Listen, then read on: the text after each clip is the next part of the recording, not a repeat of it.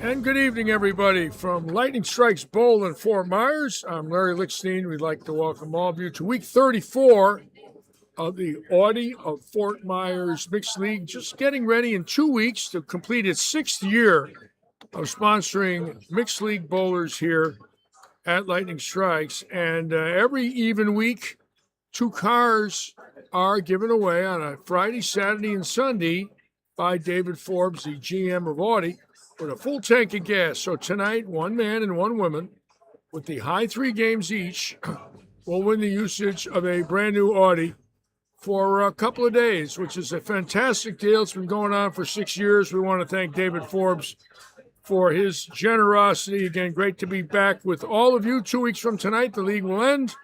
We'll have a little time off, and our summer leagues will start starting in May. Let's go over the lanes the bowlers are going to be using tonight. We will be on 5 through 8, 9 through 12, 13 through 16, 17 through 20, 21 to 24, 25 and 6, 27 to 30, 31 to 34, 35 to 38, 39 to 42, 43 to 46, and 47 to 50 here at the living room on 4140 Fowler Street in Fort Myers. We will also be using the 4 camera setups. It looks like the King of the Hill Eliminator has 12 teams left. Lane 5 through 20, 21 to 34. 16,916 to 16,705, so the last place. And 35 to 50. Again, this is week 34, 2 weeks to go. And the league will come to an end in its 6th season here at Robert Eddy's Lightning Strikes Bowl. Again, a thrilling event on the Pro Bowlers Tour this past Sunday. A young man, Spencer Robarge, a young left-hander, a two-hander, very exciting player, winning his 7th event as a touring player, was given an exemption at the start of this league season by the PBA. Became exempt immediately on whatever he was doing before he was a touring player. He didn't have to go to any qualifying schools. They do give exemptions away. And in the 7th week, he got a PBA title. That might be a record for somebody getting an exemption. Fantastic bowling on his part. Nice young man. Seemed very humble and very professional, a graduate of Wichita State. I was so happy for him. He's been around for a while. I think he made a telecast in a Masters a few years ago, so he's been around. He's no rookie. Great college player. 7 weeks, and all of a sudden he's a champion. Doesn't get any better than that. That's the way it's supposed to be. It's practice time here at the living room, and here we go.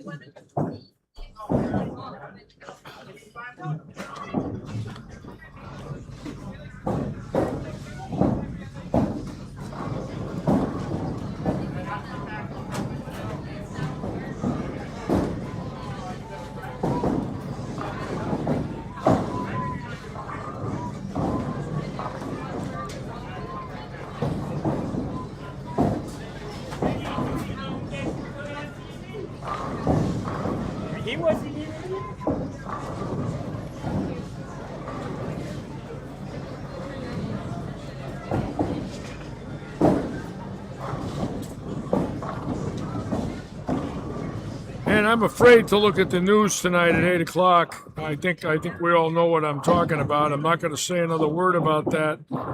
But I'm afraid to look. It's going to be quite an evening from the looks of things. And that's only about an hour from now. So hopefully something will break in the news, obviously, national news, and scary times in our country. We pray for all of our armed forces and support.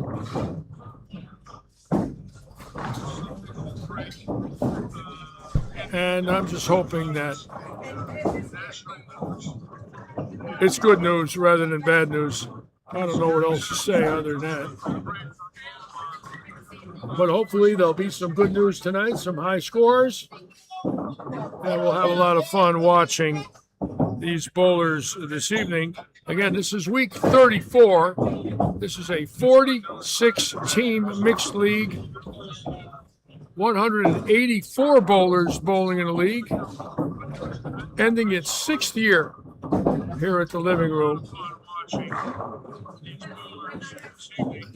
I cannot believe I did live stream that first night in 2020, right after the COVID epidemic. It was in August, and all of a sudden, here it is, 6 years later, and I do believe, and I don't have an exact number, but I'm going to try and find out from David Forbes by next week. I believe he has given out in 6 years close to 600 two-day usages. Now, you got to figure 600 two-day usages at 300 a day times the 600. I get that at 180,000.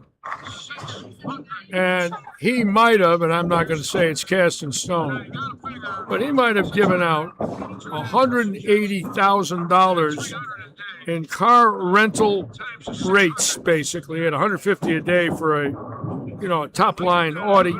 Even at $100 a day, we're talking an enormous amount of money and a tank of gas in every car. When they take it on a Friday, bring it back Monday, they don't even have to put the gas back in it. I've never heard of a deal like that in this country from an auto dealer. It is beyond comprehension how lucky we are in Fort Myers to have anything like this. It just, worked out well. He's been an avid bowler in his life. He became an entrepreneur and decided to give something back to the game that he loved. And he's not only done it in this league, but he does it in many tournaments. And this weekend, we have a scratch tournament Sunday. It is the seventh or eighth time that he's put $500 in a tournament here. Bowler's going to bowl 6 games, skipping a pair after each game. The top 5 will make the step ladder. That's this Sunday, April 12th. Entry fee is $80.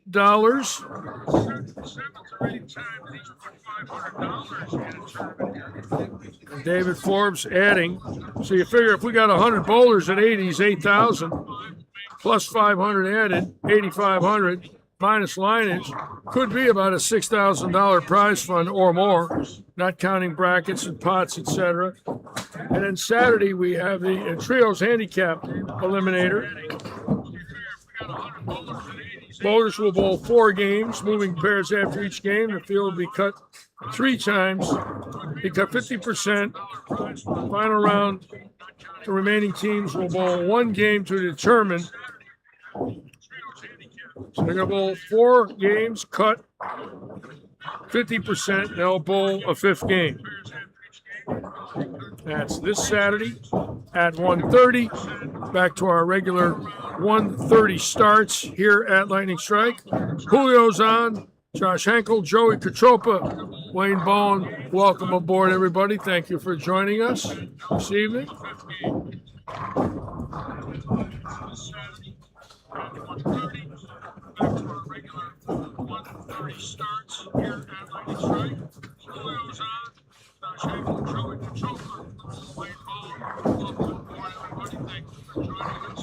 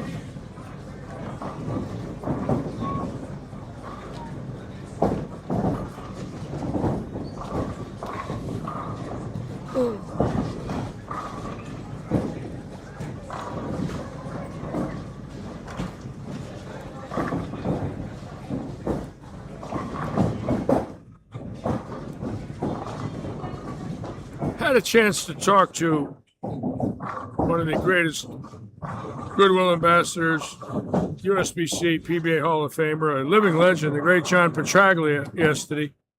John and I hadn't talked in a little while. Spoke to Ernie Schlegel this morning. Johnny Petraglia in his 55th year with Brunswick. That's a record.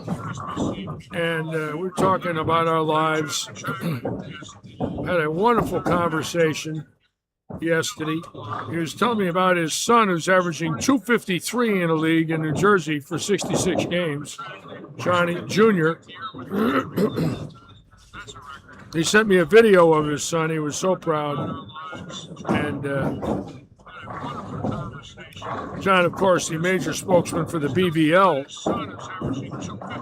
in this country, has been very responsible for over $2.5 million that has been donated to the Vietnam veterans. Johnny, a veteran, went to Vietnam in summer of '68, and I saw him and watched him bowl 2 weeks before he went over.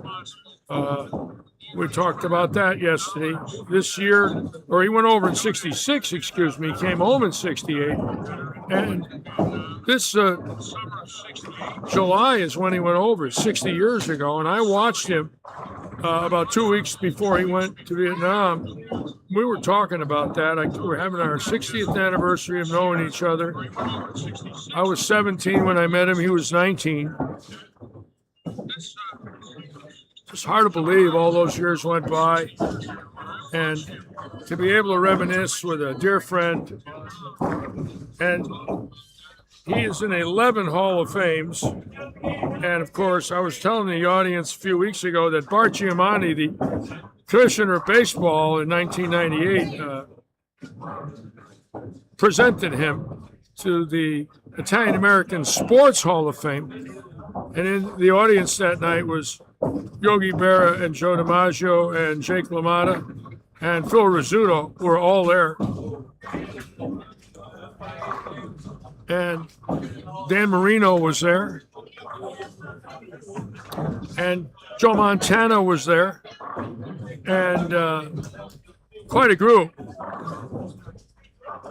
I can't imagine anyone in my life other than him that would say to me he was presented by the commissioner of baseball. Of course, Bart Giamatti was Italian and in the Italian American Sports Hall of Fame, of course. Unbelievable. What a career. We won a USBC Eagle together. We're second twice, and actually 2 eagles together, and second 2 together. We bowled 6 times. Our team, we were first, second, fifth, sixth in a 6 appearance record. I don't believe there's ever been another team ever that had anything like that. Of course, the team did vary, but John was on all 6. So was Mike McGrath, and so was Butch Gerhardt. First, second, fifth, sixth at the Nationals, where people are bowling now.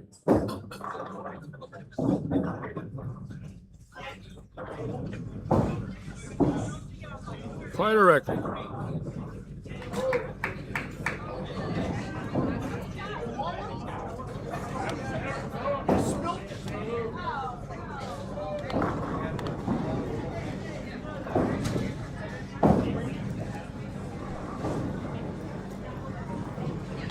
Now, keep in mind, tomorrow night is week 32 of the Oaks Farms League, and at week 36, the regular bowling ends, and week 37 is the roll-off. So, 5 weeks from tomorrow night, we will have the big roll-off, and it's a monster roll-off. All teams are involved in the roll-off this year. 46 teams in the roll-off.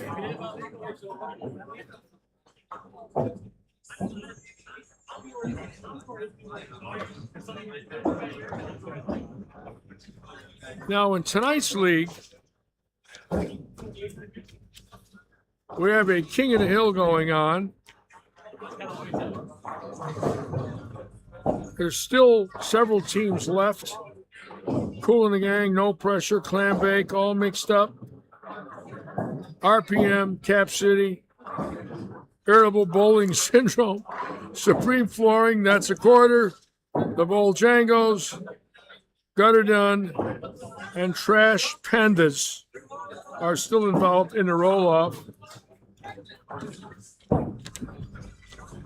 And obviously some big guns in this league. The league sponsored by Audi, Tailored Tailwaggers, and Brightview Financial, all adding money to the league. Keep Cross averaging 245 for the season.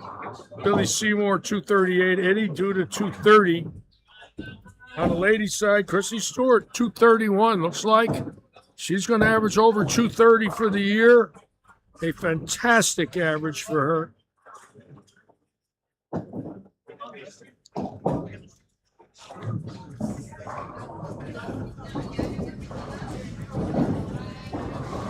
And a lot of friends in this league, a lot of local bowlers, people that have been bowling here at Lightning Strikes for many years. This was the cruise league up until COVID, and then the cruise ships stopped sailing. So when COVID was over, everybody that bowled the cruise league could not take the cruises because they were shut down. So Audi came along, added money to the prize fund, and the cruise league became the Audi League. And the league doubled in size, and it's stayed this size ever since. So it turned out to be sort of a bad break when we couldn't have cruise ships in 2000. That fall, David Forbes came in, added 5,000 to the league, and it doubled in size. It's a nice story when you hear so many leagues breaking up and ending. And this one was ready to go. Without those cruises, there was no longer going to be a cruise league. But they wanted a bowl on Tuesday. They needed a little extra money, and David Forbes came in, and whammo. How about 5,000 and some cars to give away? And from then on, the league has been the mainstay here at Lightning Strikes.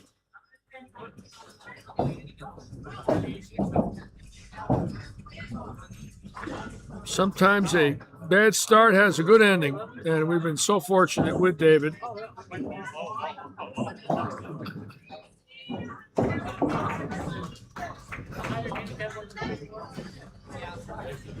TJ's on. Hope you're feeling better, TJ. Tonight is a week since TJ had knee replacement. We hope you're doing well, my dear.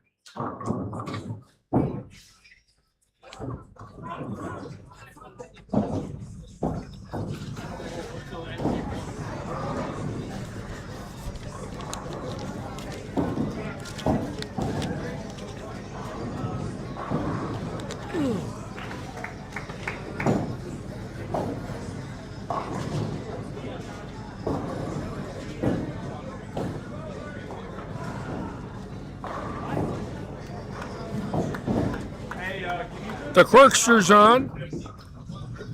Bobby Learn's anniversary of the 300 game was 30 years ago, I believe Sunday. And I talked about that yesterday with Johnny because Johnny Petraglia made that show. And we were talking about Bobby and the people of Erie. And Mike Quirk was there that day in 1996. I have a fond memory of my 5 years there from 92 to 96 in Erie. I'll never forget the kindness we received from the local community. And Jack West, a gentleman owned a restaurant called Ricardo's, where the food was from another planet, ladies and gentlemen. I've been missing it for 30 years. It was by far one of my most favorite restaurants in this country. And for all the things that I left 30 years ago when I got off the road, the things I miss the most, besides the bowling centers, there were many, is the great restaurants I had a chance to eat in across this country. That was a gift that most people would not really consider we had. But remember, you know, when you were on the road, you had to eat good, couldn't eat out every night. I could, because back then my business was doing well enough. A lot of bowlers could not afford it. But when we got to a city, the first thing we did is find out about the best restaurants, starting in the early 70s. So I had really taken it up as a hobby to eat in fine restaurants across the United States, knowing that evening would add to your week, to have a real good meal in a classy place. And we did pretty much every week. And Johnny and I ate together for 27 years on the road. I miss that the most, of being with him to many of these restaurants across the country. And I ate with him at Ricardo's in Erie, probably from 92 to 96, 30 times. Every night of the week. Let's we going? Yep. What time? 7? Yep, let's go. It was that quick. And Mark Roth would go, and Marshall Holman would go. And one night we were at a table, and it was Walter Ray and Johnny and Mark, Marshall, myself. I looked at that table and I said to myself, what am I doing sitting here? You talk about greatness. It was scary. They walked in and every face turned and looked at them. They were the legends, still are. Jimmy Argy's on, general manager of Barn Bowl and Bistro on the vineyard. That's Martha's Vineyard, not Larry's Vineyard.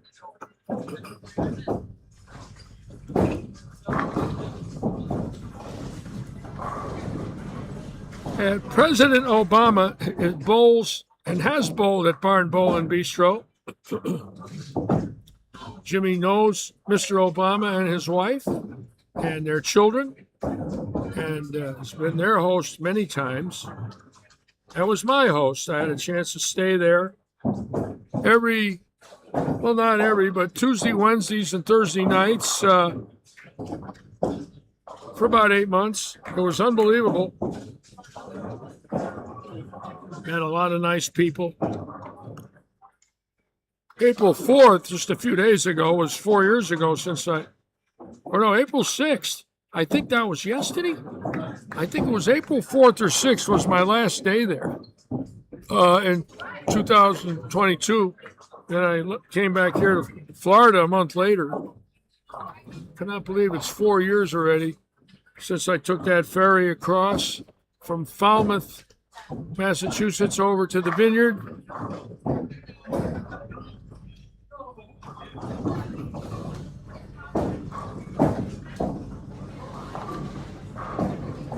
Built a drill press and brought it over on a ferry. Brought it over in pieces.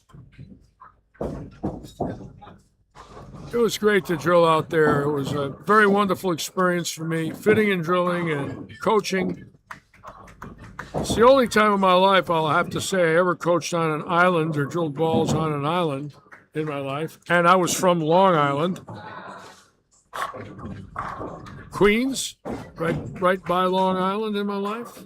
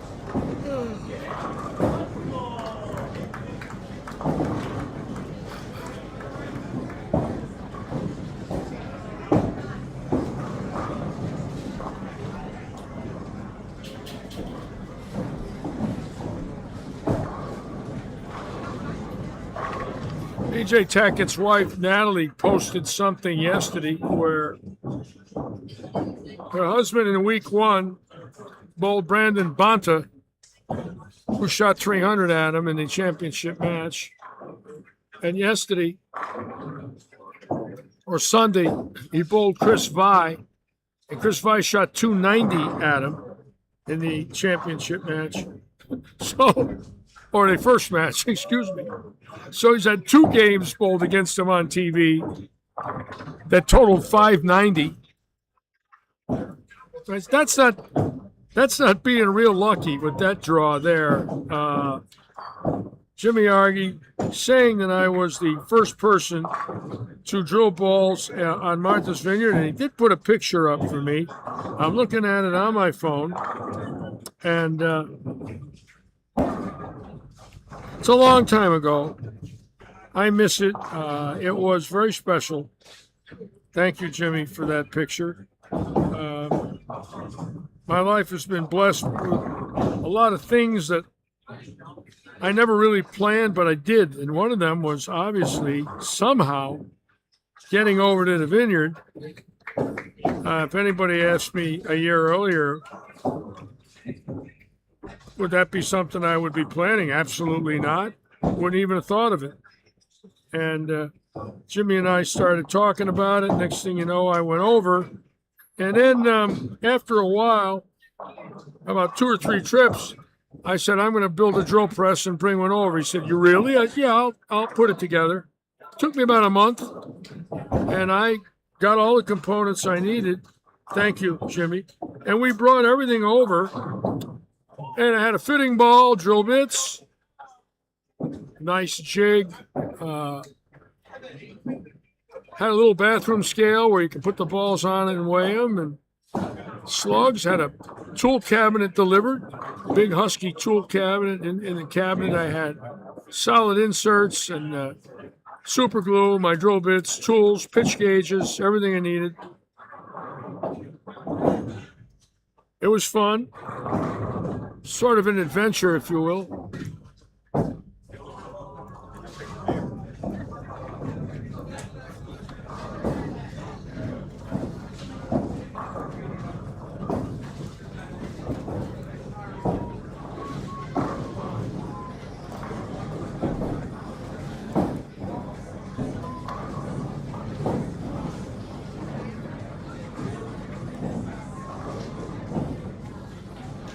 Vittorio's on. Gary Seitz, welcome aboard, everybody. You're watching the Audi of Fort Myers Mixed in week 34. 14 days from tonight, we'll have our position round, crown our fourth 9-week winner, and that's it.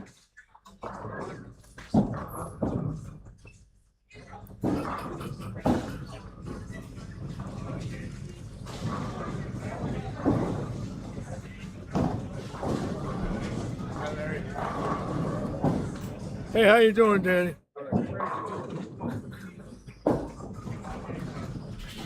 I saw the picture of Tammy the other day, Jimmy. She looks great. It's just like she did, when I knew her 10 years ago, when I coached over there at Falmouth.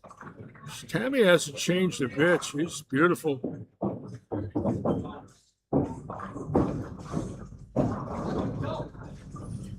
The boy's changing, though. He's going to be taller than his mother soon, if he isn't already.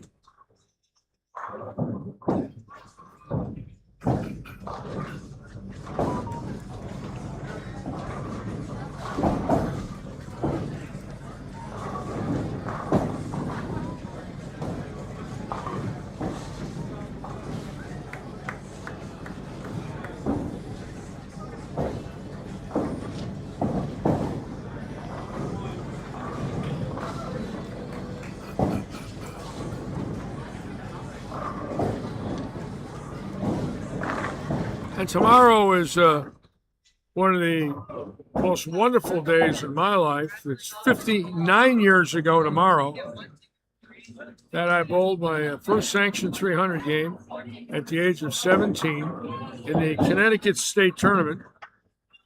And I was looking at the ring the other day, and I think that's 14 karat gold, and I think there's at least 3 ounces. And I started to think, do I want to sell this thing and get $4,000 for it, being that it's sat in a jewelry box for 59 years? And I'm thinking about it.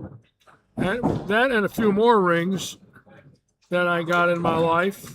I don't know, but at $4,700 an ounce,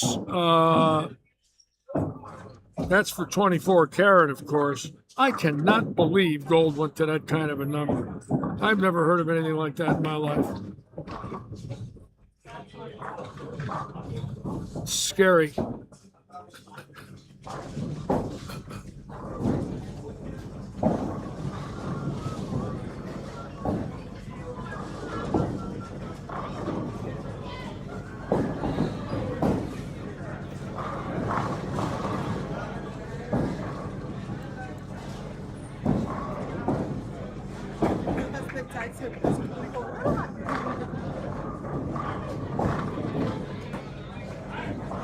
Keep in mind, the women's state is going to be here in May, late May and early June, I believe.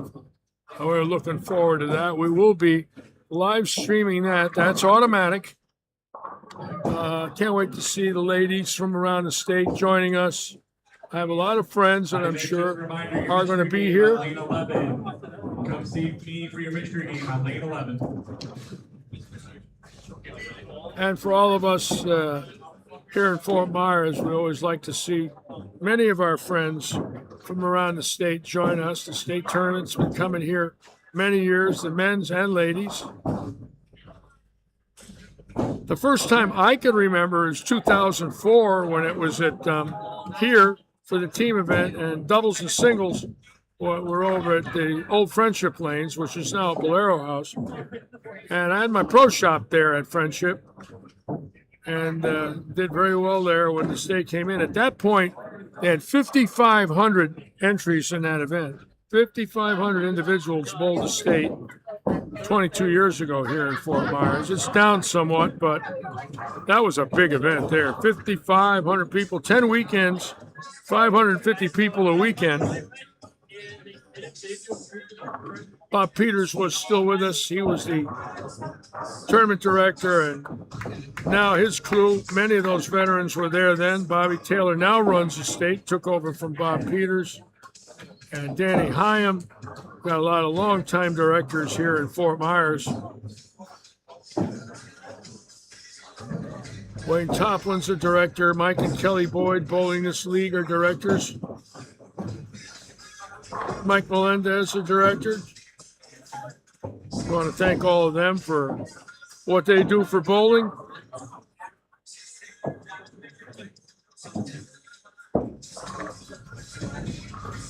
And our league sponsor right here, Skeeter Kais, Taylor Tailwaggers.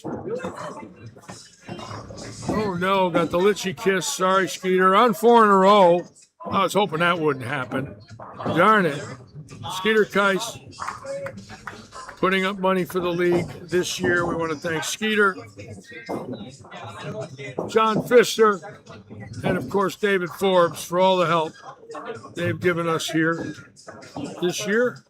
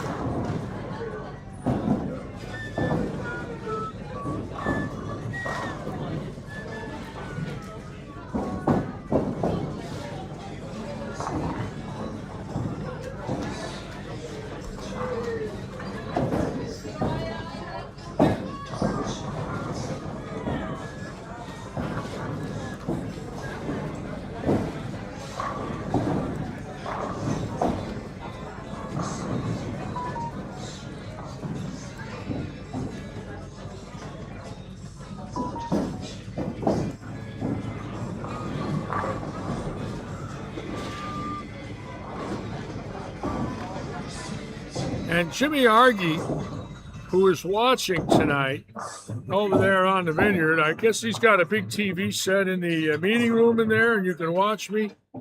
Well, hello there, Jimmy. I want to say hello to you. I saw the picture of Roz. Hello, Roz. Anyway, it's nice to have you both watching. I wear my jacket here. It's cold in here. My fingers are a little numb, along with my brain, so I have to wear this jacket. But thanks for the kind words, as usual.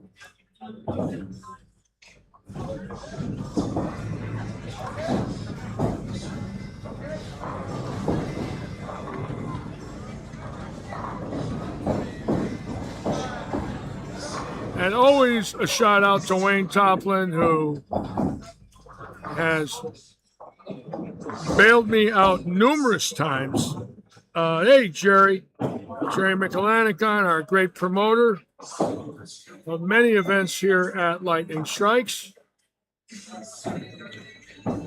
Also a heck of a bowler out of Wisconsin, where everyone bowls because no one can go outside.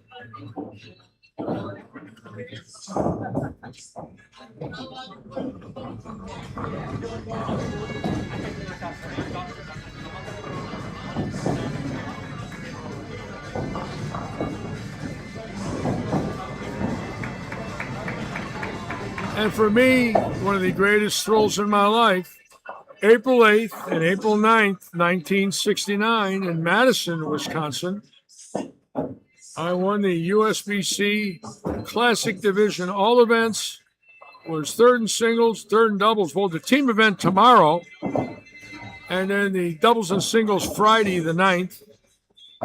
And I have a wonderful, wonderful memory of Madison, which is the capital of Wisconsin. I went there one more time in my life in that summer, lo and behold, of 69 after the Waukegan Open, which is in the north side of Chicago. Never went to Madison again. It's been 57 years.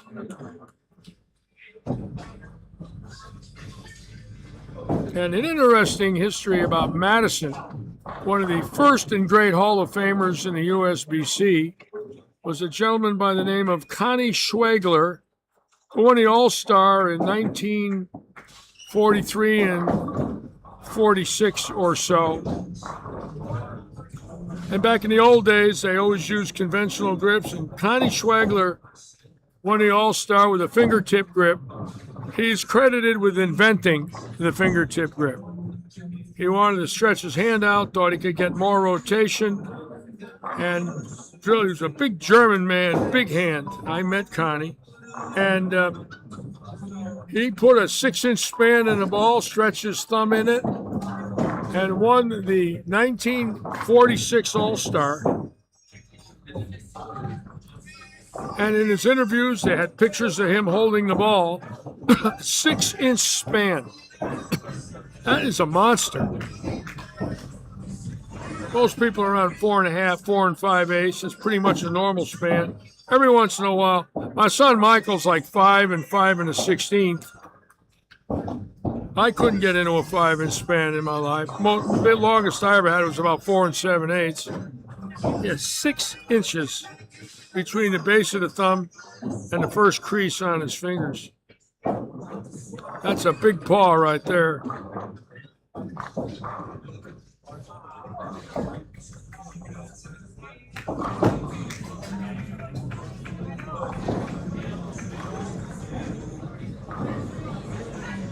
Well, I'll find out, Jimmy. I should know this week, maybe even as early as tomorrow, if I can get up there in June. I've got to, I got to clear it. I got to go through some things. I'm hoping to get through it. I might not. I mean, again, I work here, and my loyalty is to the leagues and to our owner. I would like to get out of here for a couple, but if it turns out I can't, well, we'll have to wait a year. I want to leave.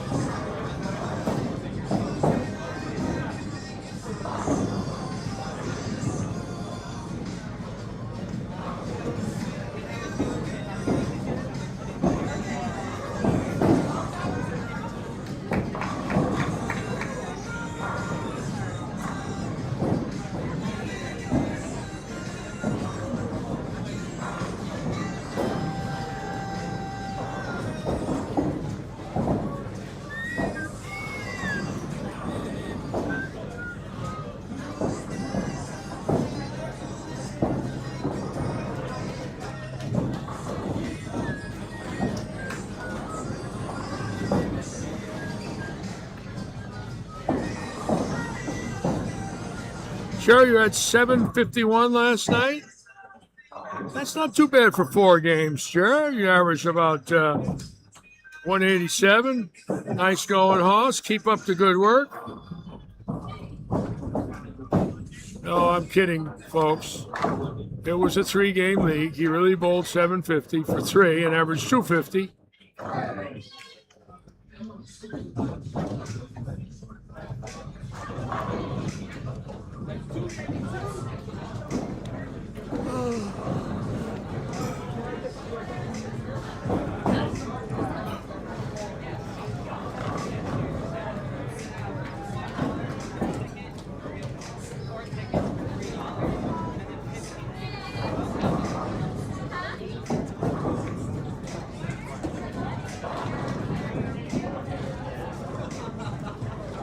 Hi, Megan.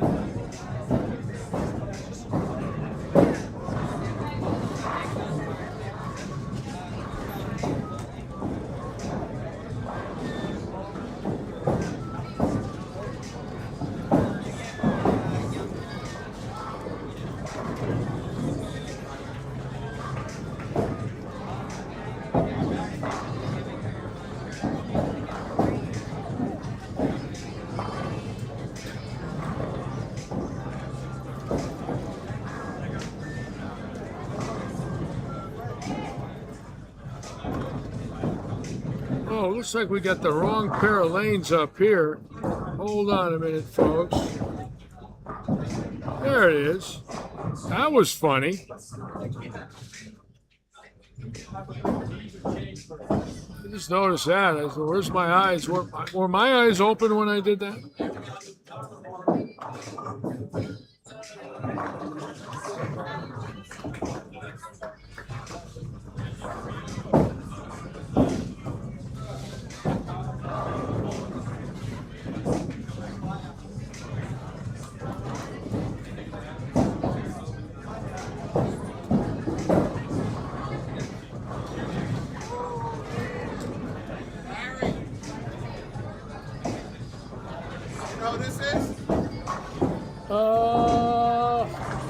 Leanne Powell, the realtor. Leanne, how are you, Leanne? Baby. How you doing? Please don't put me on Facebook. No, nice to meet you. Yeah. Finally. I know. I haven't bought anything, Leanne. I don't care. You're gonna buy. You're gonna buy before Oh, you you're die. pretty. I appreciate I didn't know you looked like this. I do look like this. Wow. I wake up like this too. So you became friends with Ray Yes, after? that's right. He's great. Through you. He's wonderful. Through you. Ray's a wonderful man. Yes, he is. Yes, he He's is. a fine gentleman, and Yes. we love him. Excellent bowler. So who are you spying on? I'm spying on everybody bowling tonight, Leanne. I have 18 cameras. See them hanging there. Look. See the camera right there and right here? I can go right across the house, and then Can they hear me? Oh, yes, they can hear you. And I've been doing this about 7 years. Okay. I get a lot of views. I heard. And oh yeah, boy, I had no. You are a pretty woman. Oh, no, stop it. Don't even. Wow. Remember, they're all listening. Your Larry. picture doesn't do you No, justice. it doesn't. It doesn't. It doesn't. And how's your business? You doing all right? I'm doing really good. You're doing well. I'm really good. You like yeah. it? You're having fun. Excellent. Oh yeah, I have to have fun. It's important. You were always very nice to me on the phone. Well, I appreciate there's it. no need for me to be mean. No, you were very nice and very Okay. patient. Yes. And I ran into so many obstacles every time I thought about doing something. Right. You I know, understand. It's so tough for me. Remember, you lived a full life. Yeah. Yeah, I'm up there. I'll be 77 in a month. Beat cancer a couple Yes, of that's times. right. I'm lucky. I'm lucky. Exactly. 2 years ago at this time, I was still going to radiation. So Okay. the fact that I'm here and I'm healthy, pretty lucky man. Right. All right, Larry. But nice to meet you. Yeah, likewise. Nice to see you. I'll see you around. Okay. I just met a wonderful lady who is a real estate agent who is friends with Ray Stevens. And I had talked to her on the phone several times, and she's very pretty. And she just introduced herself to me, and I had to look twice. She's a beautiful lady. Very congenial and very professional. And we love it when we meet new people here at Lightning that come in to visit our bowlers. In this particular instance, she is a real estate agent.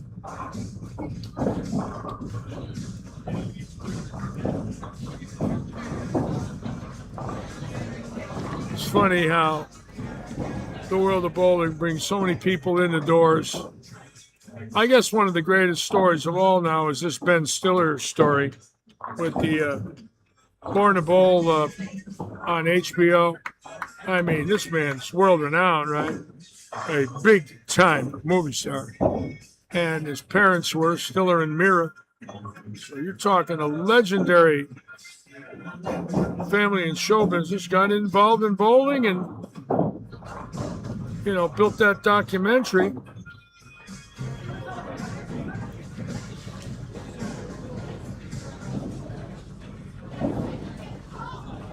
And in my life, I met so many people in a bowling center. When I start thinking of the list of people I met inside of bowling centers, it's staggering. 4 Super Bowl winning coaches, a Super Bowl MVP, a World Series MVP,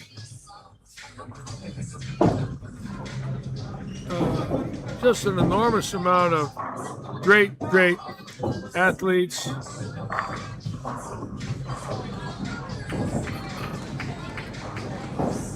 Met Bill Cower, Hank Stram, Barry Switzer. That's 3 coaches. I thought there was one more. Let me think. Cower, Stram, Switzer, and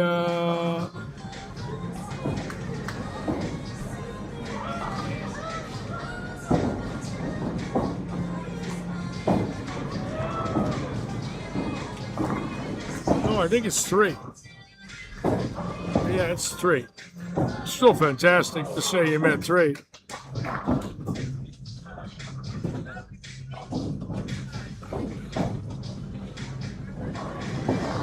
Looking for Panko and Stella. They're not on tonight. Hope Joey's okay.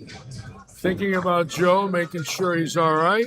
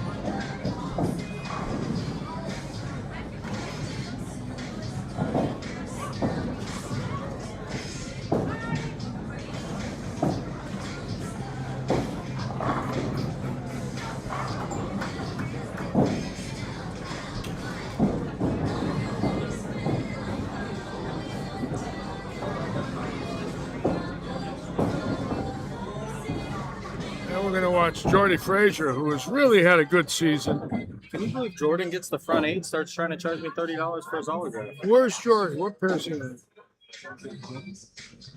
Oh, there he is on 19 and 20. He wants to charge you for his autograph? Yeah, $30.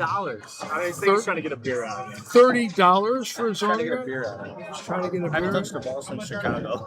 Where is? Oh, there it is. Now, Sexiness. Paul Johnson just started with the first 8 on 29 and 30. So we have the first 8 with Jordy Frazier. And I miss Johnson, but I'll make sure I don't miss him now. And he's got the first 8 over here. So 2 bowlers now with 8 in a row. See if we can get a couple of 300 games early tonight. That would be wonderful.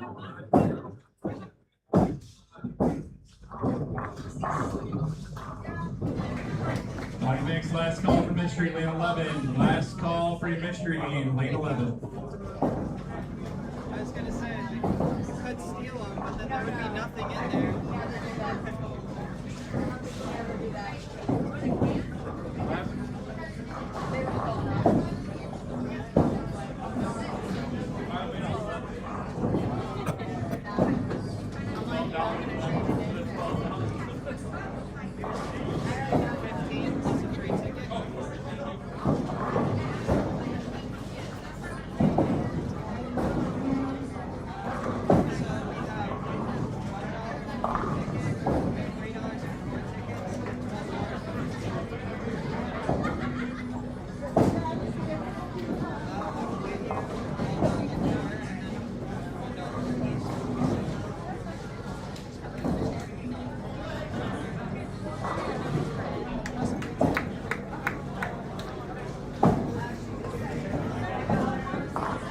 Tommy Ray is on. Tommy Ray, one of our USBC directors. Welcome aboard, Tommy. Thank you for the great job you're doing up in Port Charlotte.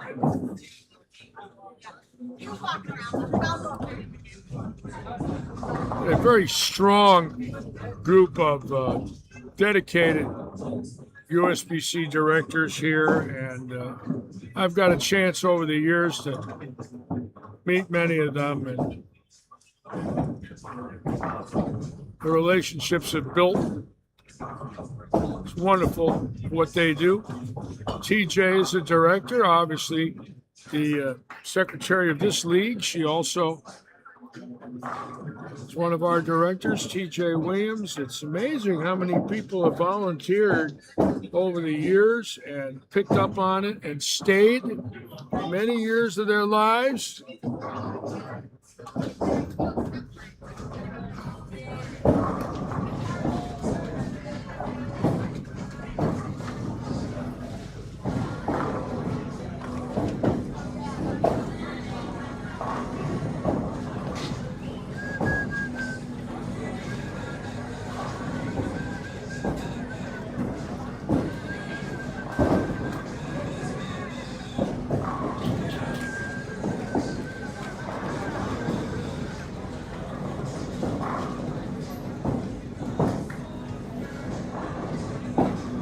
We're going to watch 19 and 20 right here with Frazier, and then we're going to go to 29 and 30 and watch Paul Johnson.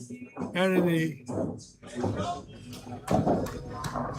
both men avid bowlers, and Frazier this year has had a great year. Several times has done this. Let's see if he can put this game out. And Joey the Pank is on. And there down goes Frazier, in the words of Howard Cosell. And of course, Muhammad Ali would say, I'm going to measure because I'm going to knock out Joe Frazier.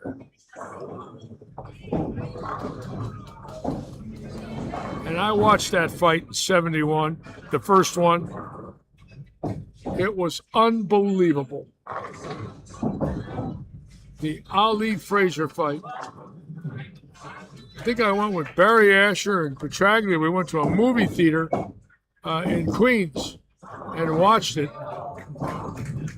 It was at Madison Square Garden. We couldn't get in. I think it was the Garden. Not 100% sure about that. But here we go now for Paul. Now, Frazier's got the ninth one. Now we're looking for Johnson to get the ninth one.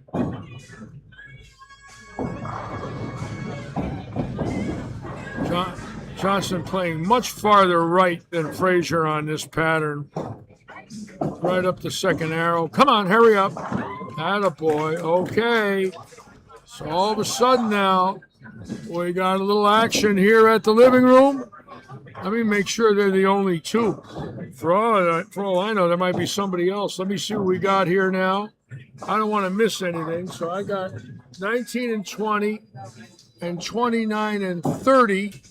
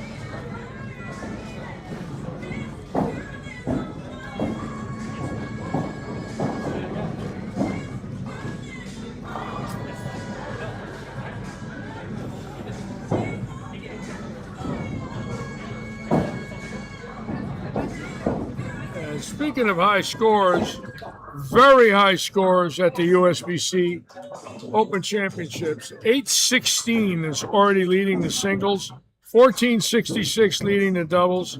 There's been a 3370 in the team, and that's before any of the big teams come in. This could be a record-setting event. I like that. I like when the scores are high. There's been several 300s already bowled, and they're only in early April. I mean, this thing could be a monster.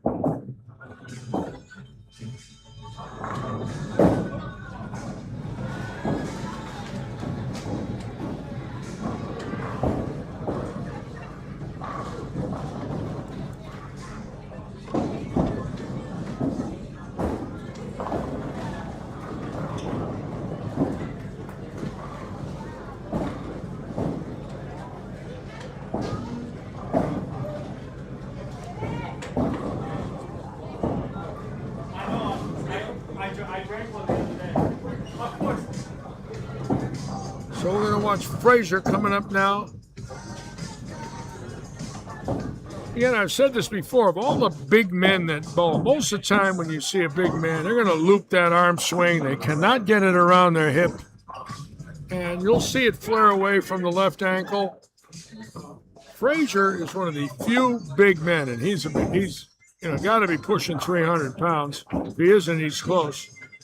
His arm swing is fantastic considering his size somehow, and it's not easy to teach. Somehow he has figured out a way that the inside of that ball to his left ankle is less than an inch away as he comes through. Maybe 250 pounds, 260. But watch how tight this swing is to the left ankle. Right there, see it? Oh, no, come on, that's not fair. And he's smiling. He's just a wonderful young man. Could not have thrown it any better than that. I mean, that's pure in it. You see somebody get up and throw it that good, you just got to feel bad for him to leave a ring in 10 like that. What a shame.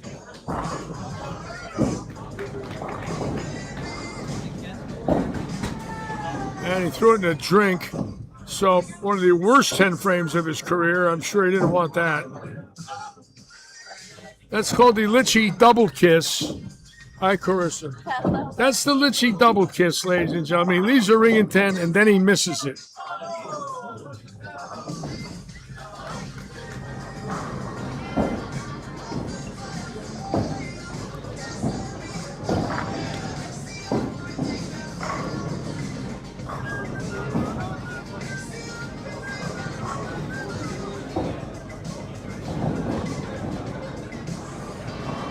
All right, so we're going to watch Paul.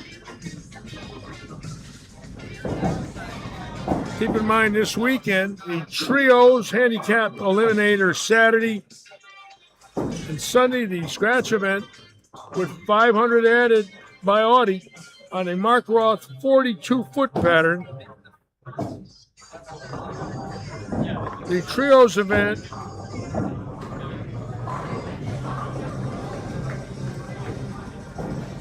doesn't have anything about patterns. Here goes Johnson now for number 10. That looks good. Come on. All right. That was a great shot by Paul. Paul's due for 300. And the fact that he got the first one with the camera on him means that I eliminated the kiss.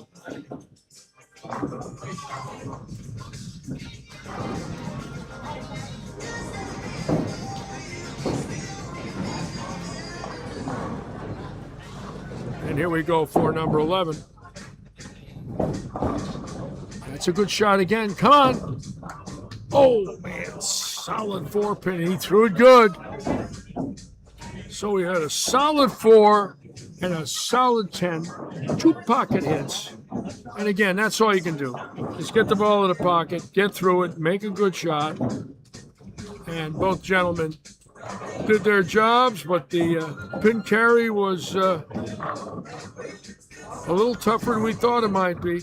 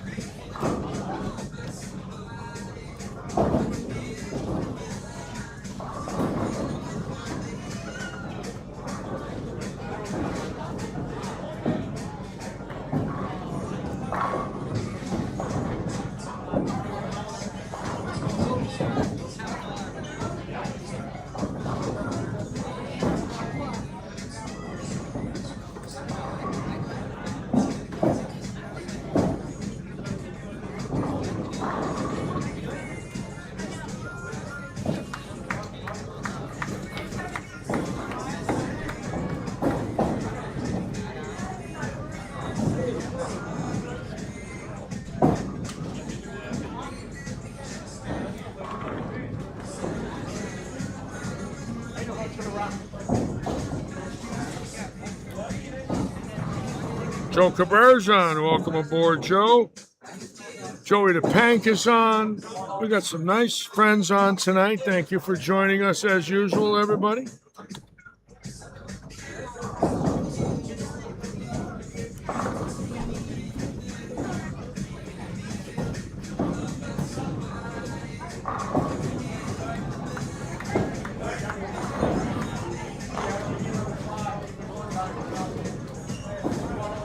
Spoke to my grandson yesterday, who I love. My grandson Michael moved to Myrtle Beach from Southwick, or excuse me, West Granby, Connecticut.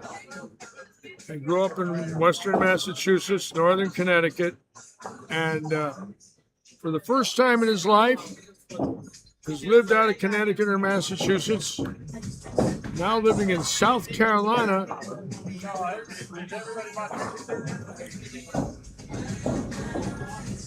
And I like the idea that the young man went to Myrtle Beach. Myrtle Beach is beautiful. He told me he loves it. He's been there a week. Said he fell in love with it. The people were wonderful. And I said, you usually get that on the coastal beach communities as you go up the coast. It's a much more relaxed way of life. And growing up in the Hartford, Springfield area, I could see him moving. He's got to find out about this beautiful country. For those of us that have been fortunate enough to travel, there's so many wonderful areas to move to. And in my life, having lived in West Virginia, for 3 years, obviously Connecticut for 45, New York City and Brooklyn for 4, Weeki Wachee, Florida for a year, Cape Coral for a year.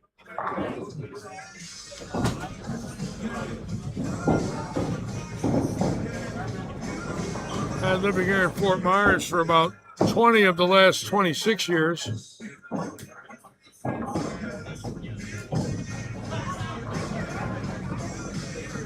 So one beautiful part about our country, you get a little burned out about where you live.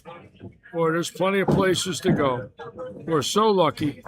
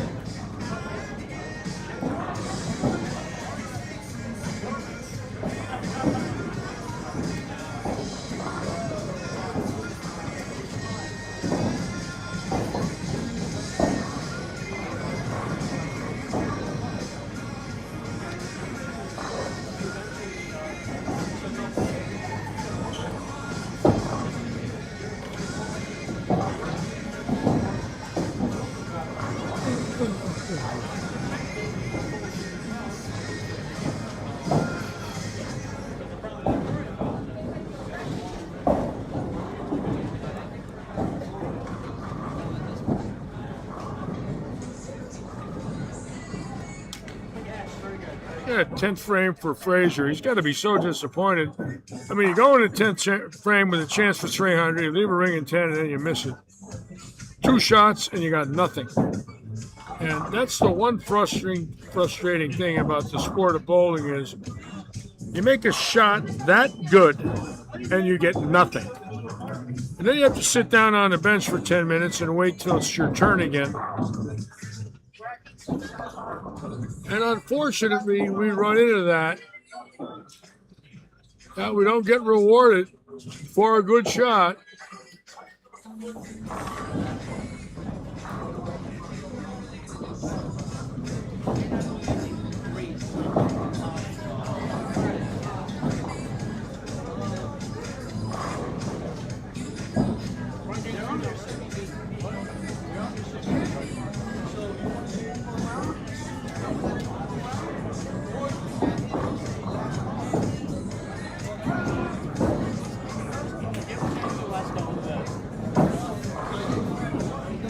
Rob Thor is on. Welcome aboard, Rob.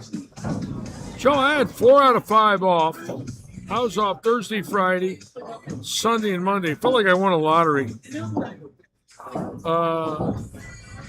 And I didn't want to go anywhere. I stayed home, basically. Watched a lot of TV, took a lot of naps.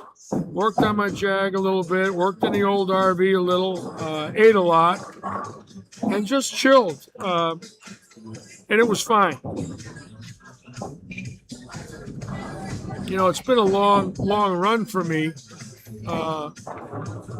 since I got back from Connecticut on January 30th or December 30th of 24. I went all last year. And 3 months this year, I went 15 months where I haven't taken a week. So I'm getting a little crispy. So it really felt good to get 4 or 5 off. And it just really felt fantastic. I needed it.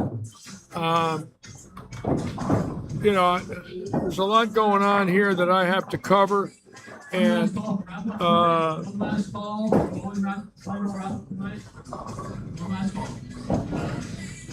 you know, with our weekend events and these 2 leagues, and I don't like to miss any days, so I've gone about 15 months without leaving. I'm hoping to sneak away a little bit, just for a little fresher upper, but we'll see. If not, I'll just keep going.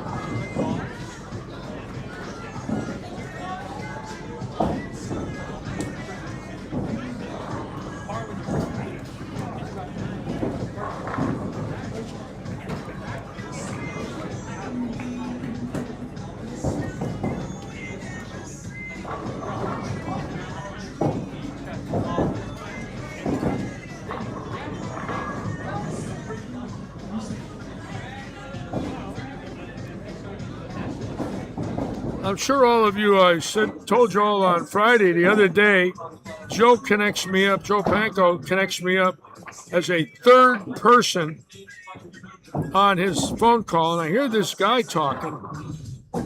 Sounds like an older man, about 80, 85 years old. And I feel like I'm eavesdropping, and I had something on my mind.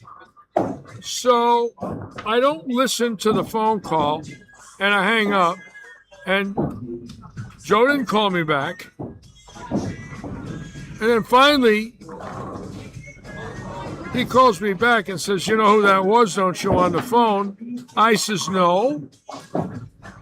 He says, "That was Jack Nicklaus." I says, "What?" And then it dawned on me when I heard the voice, yeah, that was Jack Nicklaus. And I didn't know it. And Jack Nicklaus is talking to Joe. I might have got introduced. As it turns out, he just got added to the list of Mickey Mantle, Muhammad Ali, and Frank Sinatra. No, Mickey Mantle and Muhammad Ali. Well, I had a chance to meet both. I didn't meet either one. And I had a chance to talk to Jack Nicklaus and didn't do that either. So I'm not well. There's no doubt about it. I am not well. And Jack was calling Joe to check on Joe because of his leg. Can you imagine if Litchie had a chance to talk to the Golden Bear? Oh my God.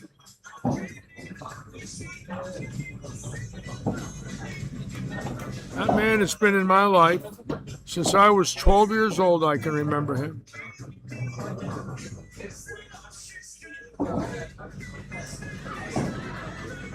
If not the most loved American athlete in the last 7 decades, I don't know who is.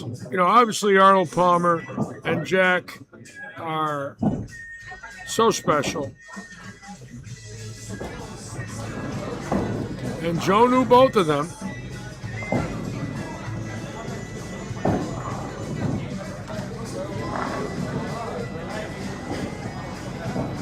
See, now just reverse it, and I'm on the phone with Joe, and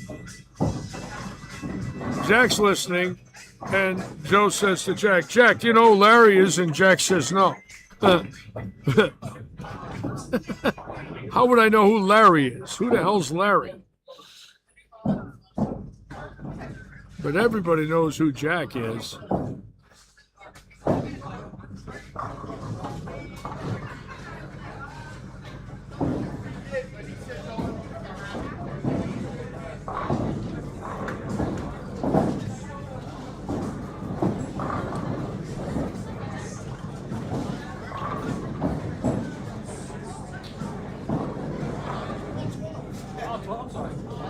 So Paul Johnson leaving a solid 4.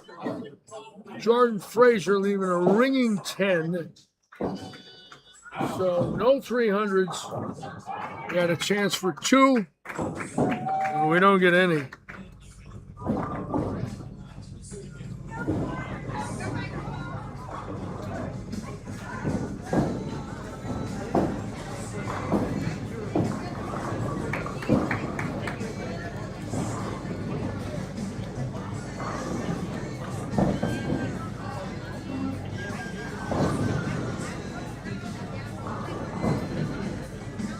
My friend Lou Rinaldi's on. Welcome aboard, Lou. Dave Longy's on.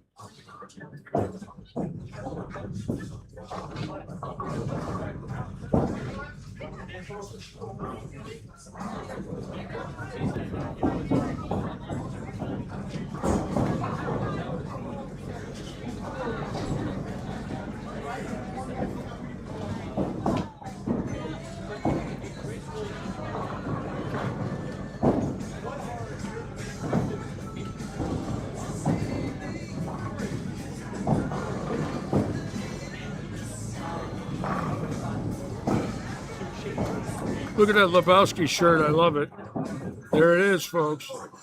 Who knew that would actually happen? That All right, Audi mix. Looks like everybody's in their second game. Jeff Bridges would do that to bowling, right? $12. Lebowski.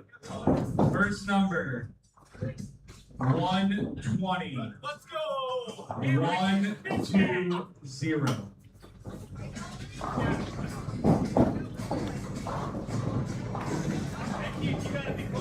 293. 293. And in the box, about 2. Now, in Jimmy Argy's case over there on the vineyard, Bill Murray's been in there a few times to bowl, which I think is fantastic. 129. And 129. when I was on the Cape in Falmouth getting ready to get the ferry, I saw him drive by me. He drives a Jeepster, one of these gray-looking Army-type looking things called a Jeepster. And I saw him driving it one day, and I knew it was him. He had sunglasses on, And I had heard he drove an old Jeep out on that island. And I saw it. The shuttle bus, he was coming towards the shuttle bus the day that I saw him. Boy, I'd love to meet him. That's one guy that I would really enjoy talking to him about. All right, 201. That great movie. 201.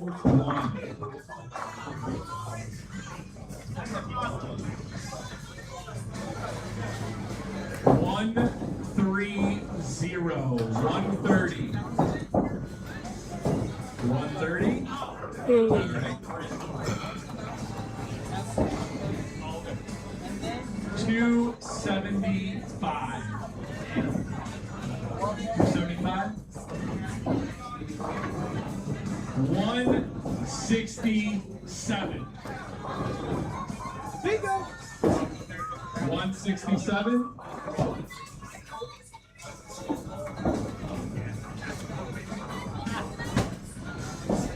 300. 300. No. 271. They have a mystery number. 246. Sooner or later, they're going to hit it.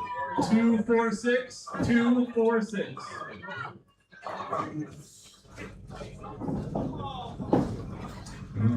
46 might be a number. 241. All right, we're going a marathon here. 172. 172.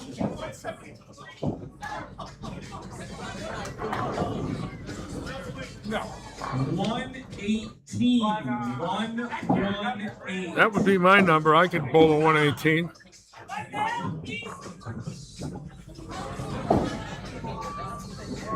156. 156. Oh, we got a winner. 156. Somebody got it. Somebody got a 156. Oh, yes, she did. Oh, we got two. That's the lady from Arizona. This young lady that moved here, comes from out of Tucson area. And right there, she got the number. That's Missy Bosley. All right, we have a winner, Missy Bosley. 156 gets $212. Oh, Missy. Look at Missy's got to be loving it. Check her out. We are going to call your ticket real quick.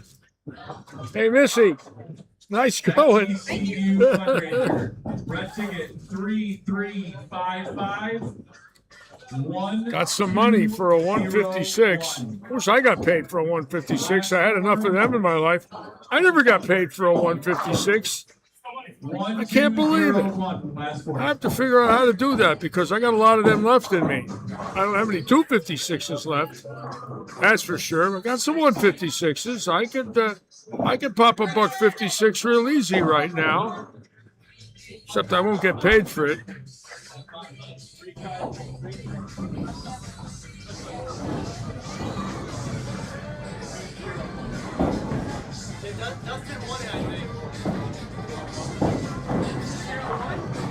Paul Pettis is on. Nice bowling last week, Paul. Paul had 300. And Paul did it in one game, folks. He didn't have 149 and 151. He actually had 300 for one game. Congratulations, Paul. Glad you had a good one.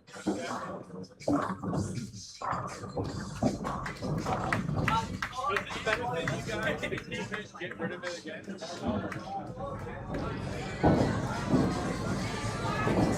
I know I could probably sell it.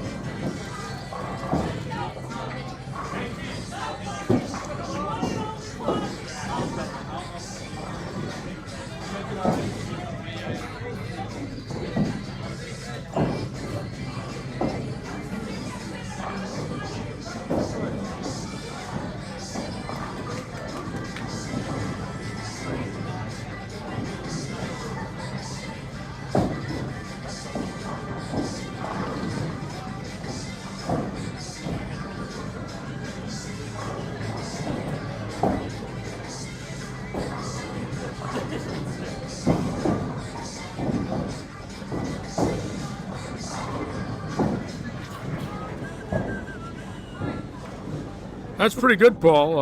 Anytime we get a couple in a month, it's so tough to carry 12 shots.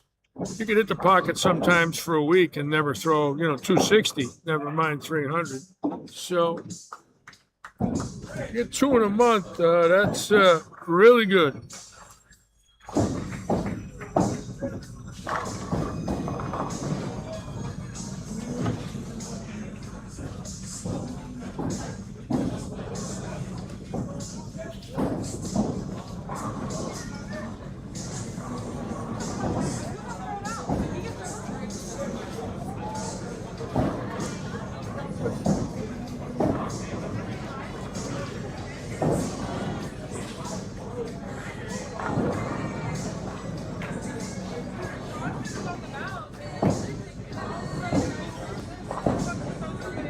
This week, the PBA Tour is bowling in Rochester, New York. And I had the honor and thrill of a lifetime in my rookie year to bowl for the title in Rochester against the great Dick Ritker of Hartford, Wisconsin. It was a position round game. Whoever won the game won the tournament. There was no step ladder. He beat me 235 to 210, but I was ahead going into the 8th frame, and I went 6-2 on a 5-bagger. If I strike in the 8th, he can't beat me. And I got $3,500 for second place. First place was $6,000.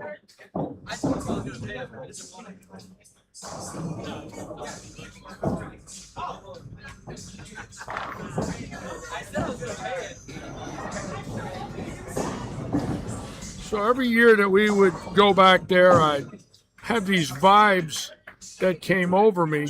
And interestingly enough, the week that we bowled was the second moon landing there. The astronauts landed in July of '69 and went back in November. And when I was flying into Rochester, they were landing on the moon. And from that time on, I had this feeling every time I went there that I belonged. I had an enormous amount of friends. And even though I lost, which always hurt, my son Michael won the Lilac Challenge there twice. So he won 2 major events in Rochester. I think the first and second Lilac that he won was $10,000 for first and $12,000 for first. So between both of us, because he won a hell of a lot more money than I did, but they both love Rochester. And in 2000, Michael and I drove there together and bowled a tournament in my RV. We slept in it, and we had a wonderful time.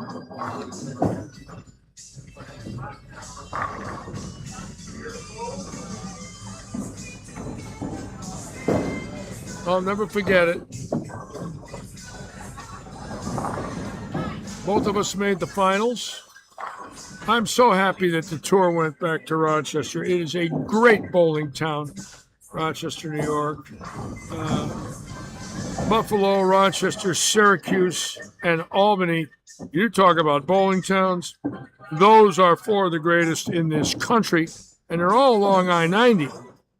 So, you start out in Western Mass, and you get to exit 1 on the Mass Pike, and in about 45 minutes, you're in Albany and Schenectady. Then you go up the road about 140 to Syracuse, and then about another 120 over to Rochester, and in Rochester, it's only 60 from Buffalo. And boy, did I love it up there. Oh, the old Marcel's Olympic Bowl was unbelievable. It was an 86-lane bowling center, and listen to this, folks, with 4 additions on each side. 8 total additions. It was a split house. It started off as a 24-laner. Then they added 12 on each side and made it a 48-laner. Then they added like 18 on each side. And then in the low end, 2 8-lane bays, split house with 8 on each side. And it was 8 different bays, split house, with walls in between them. Very unique, very different, but wonderful for tournaments. And every year we were there, we bowled the Kodak Open. Of course, Kodak at that time was, before cell phones and the digital age.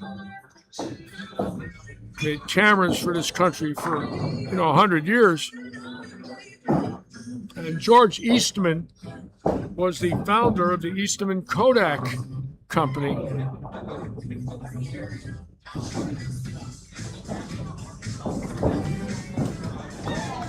I don't remember the prime rib place, but Mike, there was an Italian restaurant called Agatina's. I was there every night with Tommy Kress, Petraglia, Harry Golden, George Pappas, Davis, Sutar, every night. Roy Buckley, every night of the week at Agatina's. We never missed a night. Never. We just couldn't do it.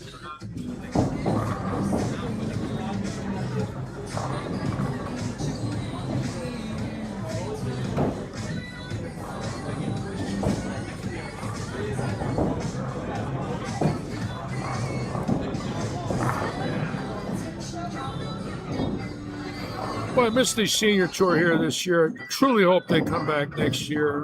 It was an honor for us to have Chris Barnes here and Brad Angelo, who's out of Buffalo, and Dan Knowlton, Rudy Kazimakis, Pete Weber, John Jana. It was just so wonderful to have them here, Tom Hess. But we couldn't catch a break with that schedule. So I don't know if they're ever going to come back. I certainly hope they do. I hope Robert will consider it next year. But it's a lot of money, and Robert's got to get the right dates. We got to have the right dates for it.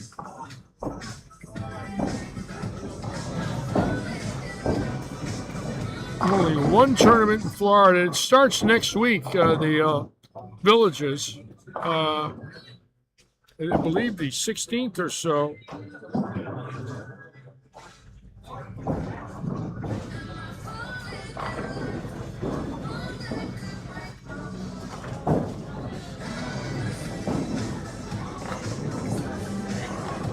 I forgot Syracuse in there before I mentioned them 4 cities. Albany, Syracuse, Rochester, Buffalo. I think I did say that.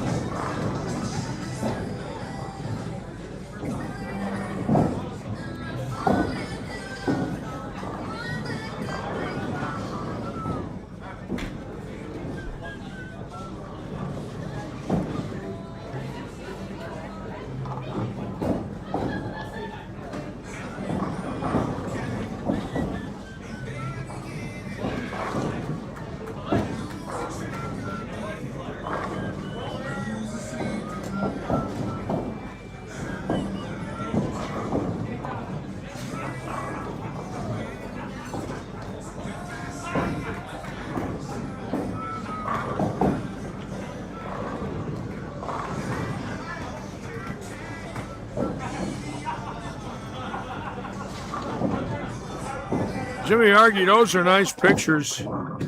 Thank you for sending me those. I like Roz. Roz is a wonderful lady. I felt really at home on the vineyard. The people there are gentle and kind, and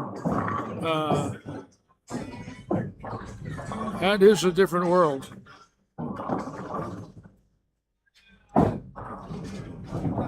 I think that's somewhere I could have lived the rest of my life. I'm definitely not affordable, but I could have lived there if I had the right deal in a heartbeat.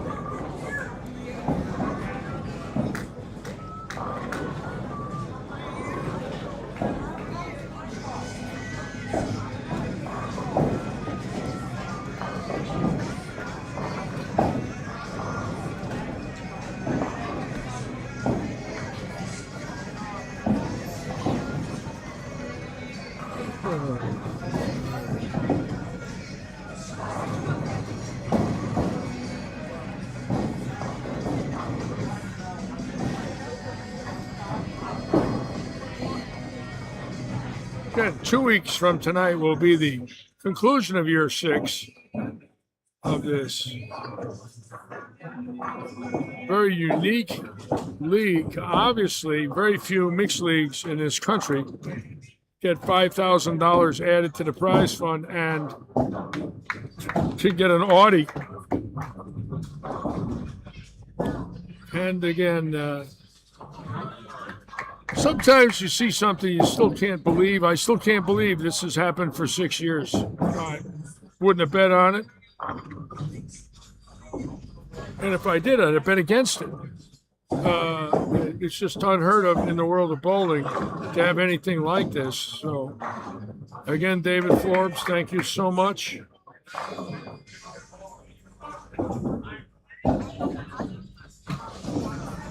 I think all of us that know anything about bowling know that the mixed leagues are not the ones that are going to draw any added money. Very seldom would they, and if it is, it's a very small amount, maybe 1,000, maybe a couple of thousand tops. But 5 along with the car deal. Keep in mind tonight, the high man and the high lady, 3 games with handicap that have not won previously, will win the usage. And I love that because you don't want the big guns like Keith Cross. I mean, I like Keith Cross, but imagine if he won it every week where we would go with that one. And that's what David Forbes did. He wanted to make sure it got spread out. And that's exactly the case.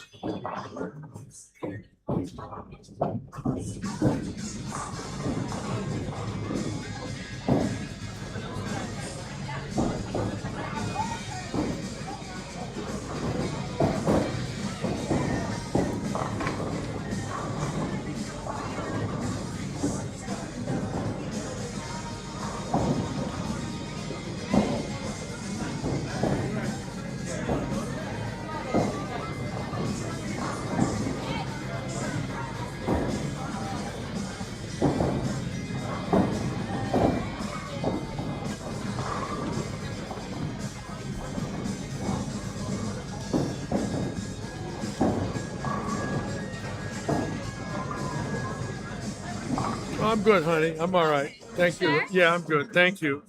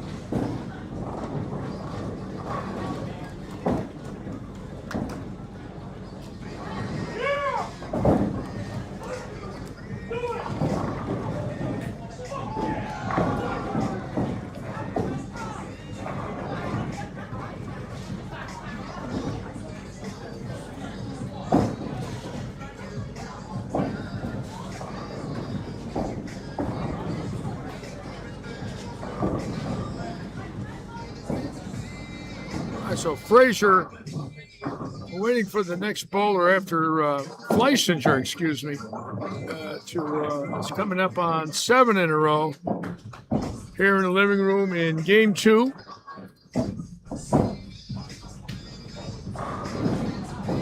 Again, the big scratch event on Sunday will be the Mark Roth pattern, a 42-foot pattern. 500 added by Audi, $80 entry fee, 6 games, plus a step ladder. So join us Sunday. It should be a lot of fun. We will be on the air at 1:15. I love the scratch events. Glad Robert has scheduled a few of them now. Audi coming up with some money. It's going to be a blast. It's Matt Bartle on 7. Matt Bartle can strike. He's had 300s here before.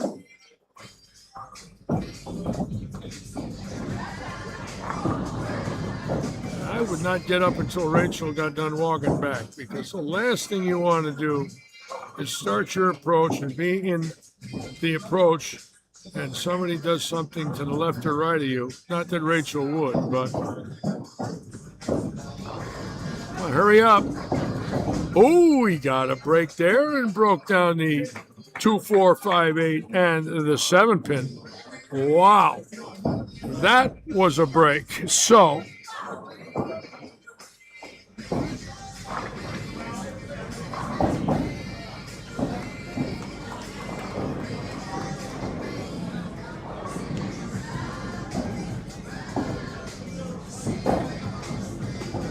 we've been flirting with the 300 tonight twice in the first 2 games, or the first game. So now obviously in game 2, we have a shot at one again with Bartle. Let me look down the line here and see. That's Bartle on 19 and 20.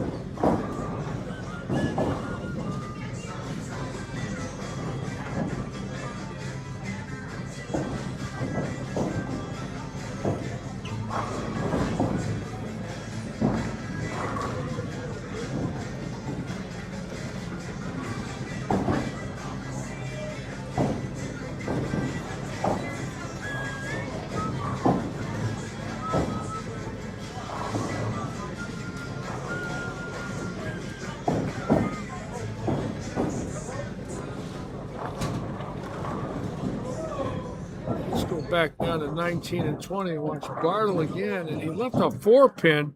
Again, a good pocket hit right there, and just a little high. So tonight, boulders hitting the pocket that have started off with several strikes in a row, but unfortunately, no perfect games.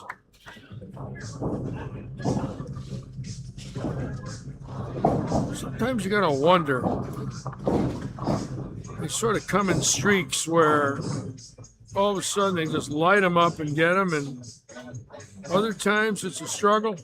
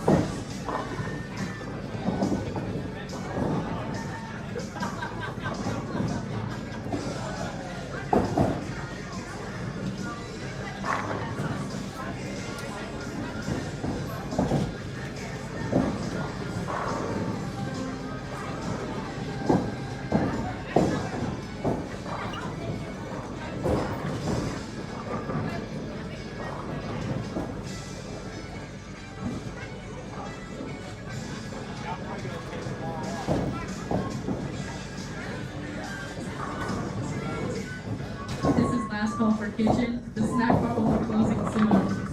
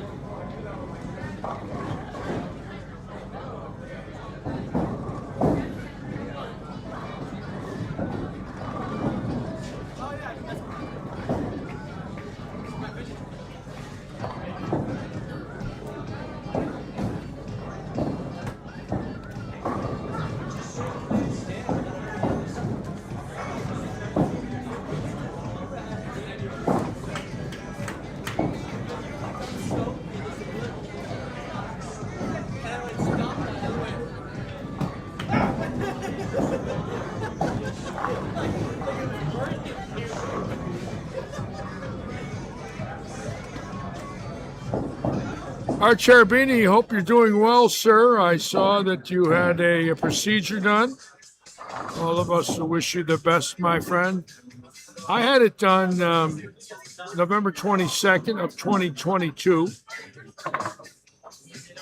They went in to put in a stint. While they were in there, they found two $100 bills. They don't know why they were in there. They've also found several other things that I'm not allowed to talk about on my live stream. But I hope you're doing all right, Art.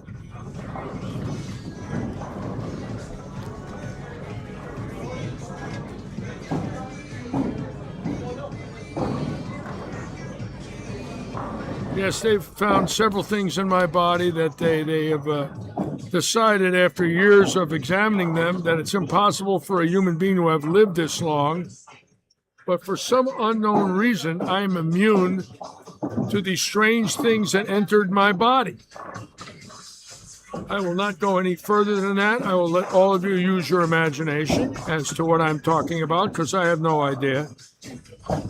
But I've decided that as the bowling season is coming to an end, I'm going to start confessing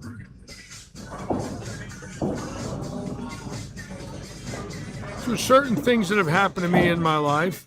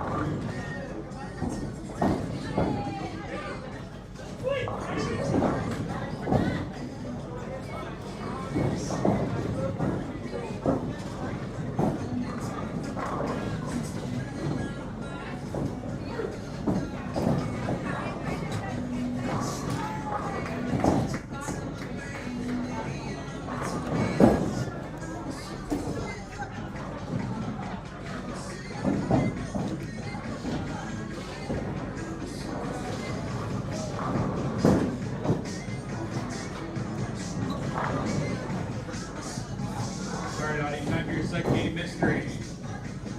Second game mystery for $212. That first number is 155. 155.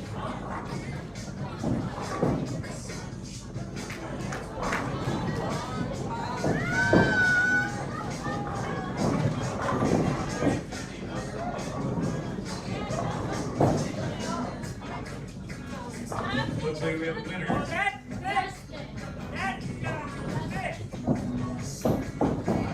This is my favorite thing in the world to know. Justin Valentine with a 155. And if you must know, it's only 10 points lower than his last game. Justin Valentine with $212.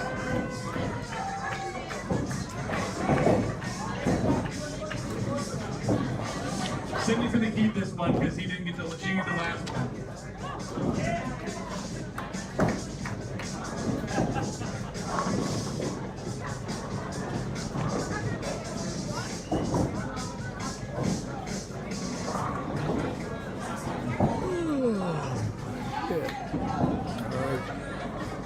How do you win?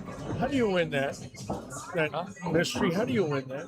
What is that? So it's everybody's in. If whoever gets in, all these people get in, Yeah, and then I just do I have a random number generator, yeah. and I just random number it until we get a winner. So if you bowl that score, you win the pot. So he bowled 155? What? He shot 165 the first game. No way. Yes, I'm watching it all day. Dustin Valentine just won $230 for a 155 game. It's a random generator. And that's why they keep hitting these numbers. And he had a 155.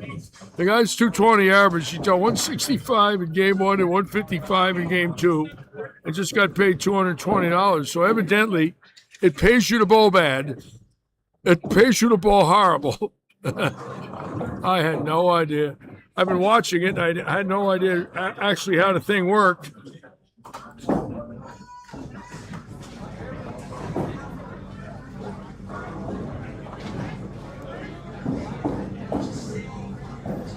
All right, so we're in game three.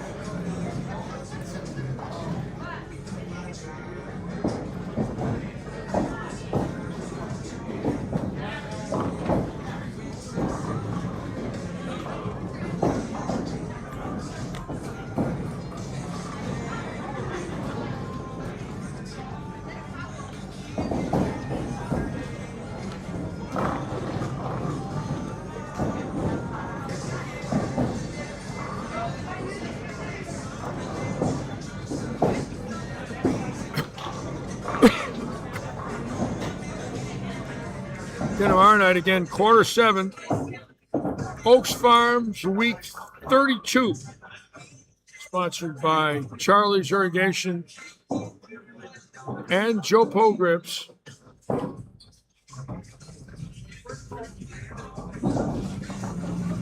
It looks like right now the Stouffer team will be seated number 1. I will go over the format with you tomorrow night. There is a full league roll-off. Every team is in the roll-off. It's a Baker system. And the way it works is like X amount of teams are going to bowl game 1, position round, and the winning teams will stay. The losing teams will leave. I'll have more about that for you tomorrow night. It's very interesting the way it's going to run. I believe we're going to start earlier that evening. I'll get all the details from you because from tomorrow night it's 5 weeks away.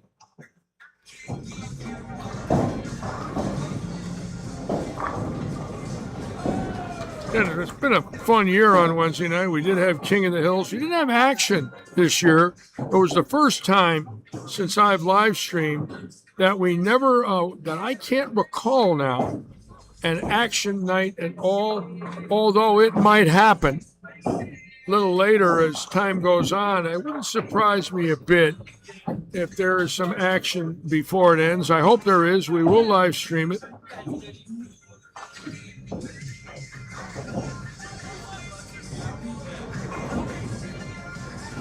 And if you watch the CBS and watch the World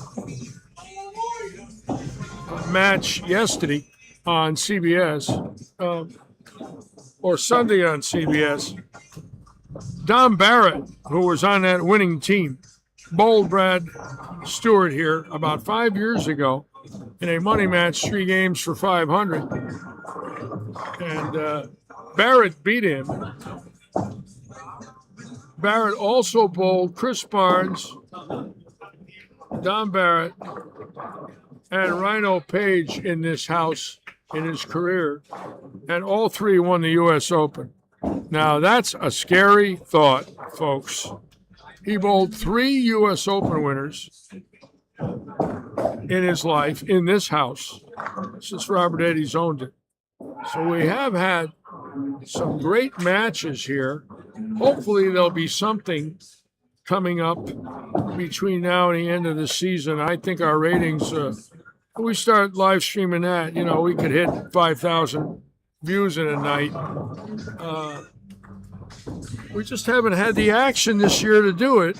Last May we had the big bracket buster, and ever since then, no real big matches with big money. So hopefully something will happen.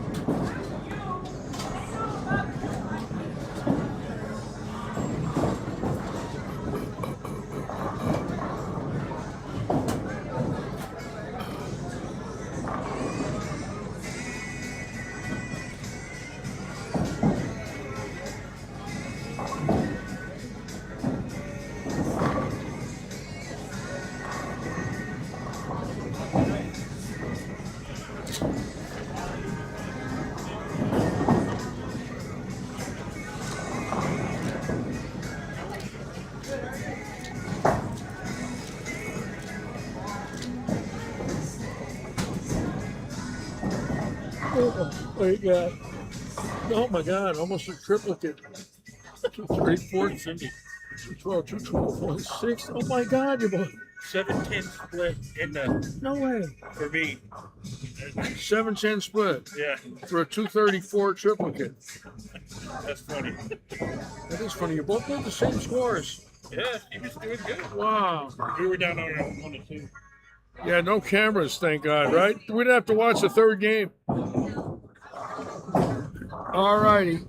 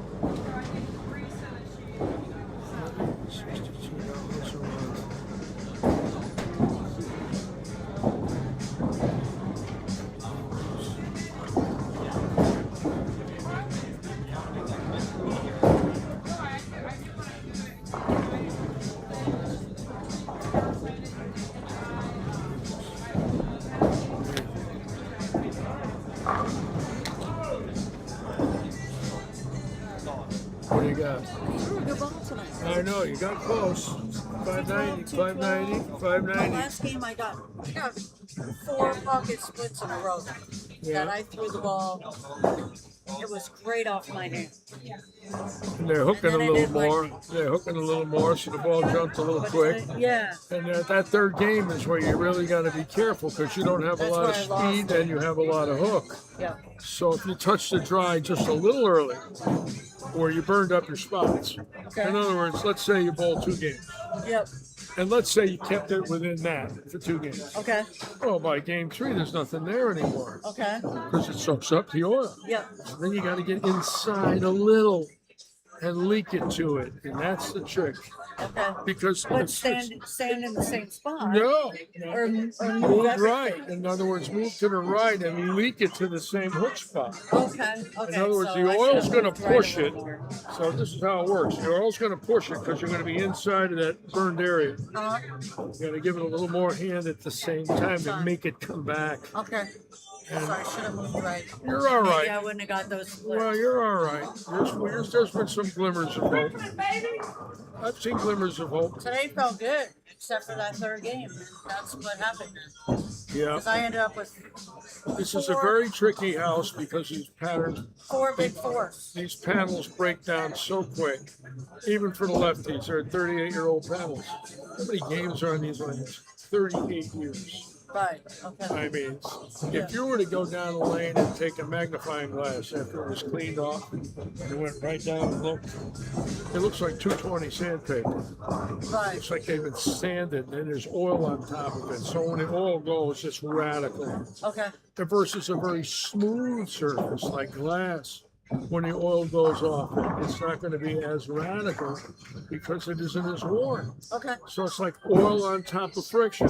But what is the friction amount? Well, the more grooves there are, the more friction. The thicker the grooves, the rougher the grooves versus smooth. In other words, if I put oil on top of a mirror versus oil on top of plywood, Right. all right, Big so difference. that's the radical difference Sure. that you can Okay. understand.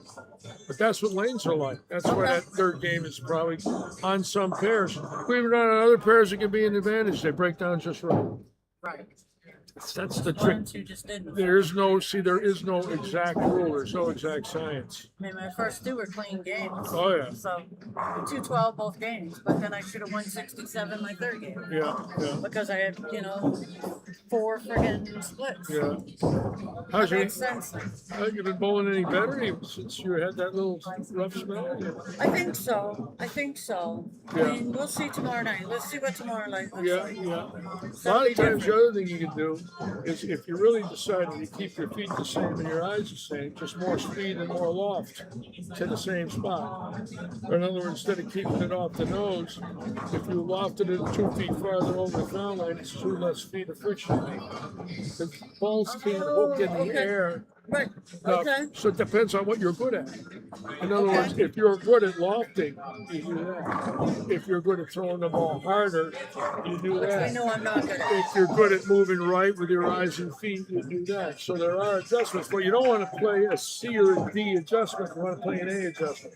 Right. Something that you Because understand. we know speed isn't good for me. I'm No. not good with speed. So in other words, I'll tell everybody that. Could Speed's you- not my game. you could go good. You could be good with loft. You chuck it 2 feet more far over in your normal position. Get it out over. Okay. 2 less feet of friction. They can't hook in the air. Right. I can try that. You never know. You might like it. Right. In other That words, might be my 3rd game we go-to. don't know, but it would be. I've never tried it, but I know that speed, I'm not good with speed. My speed is, Then don't do it. it's either between 11 to 13. I got it it. fluctuates. I got And it. I'm not good with that. I got it. So I know that. I got it. But maybe lofting, You never know. maybe I'll have to try that in Try it practice. tomorrow night then, in the 10th frame fill ball. Like Okay. I always got to my fill balls and experimented knowing they didn't really Okay. mean a lot unless Right. the game was close. Sure. But if you say, I'm going into game 3, you get a spare in the 10th, well, I'm going to loft it and see what the ball See what does. happens. Yeah, Okay. You never know. I'll try that tomorrow night. All right, my dear.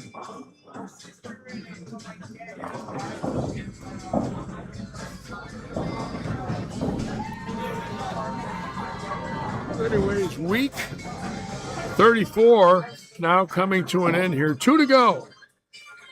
This league will end on the 21st of April. It will be the first time since we started this league that we didn't miss a night. Very rare due to weather conditions and other scenarios that enter into the picture here. So this league went 36 straight, looks like for sure. I don't know what could possibly happen, but I don't want to put the kiss of death on it either. But been a great year here at Lightning, the bowling center doing fantastic.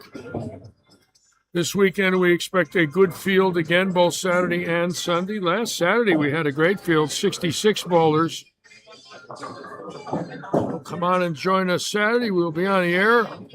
1:15 Saturday and Sunday. Again, Sunday, the scratch tournament, 6 games, $80 entry fee, $500 added by Audi.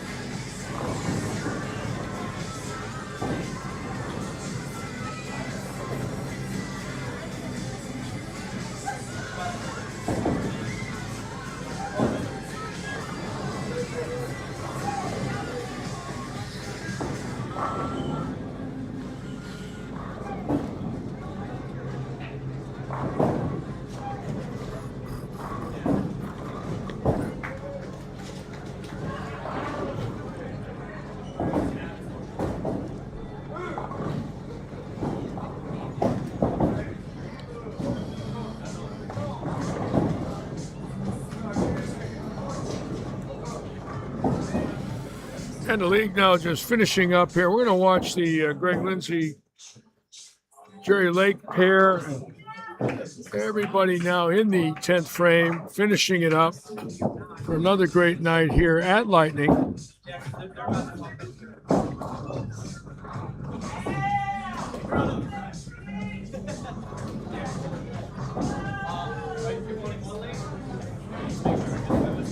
And I'm really looking forward to the scratch tournament on Sunday. We have not done that this close to the last one in a long time. We had one 3 weeks ago. I think this is going to be pretty good at $80 a head.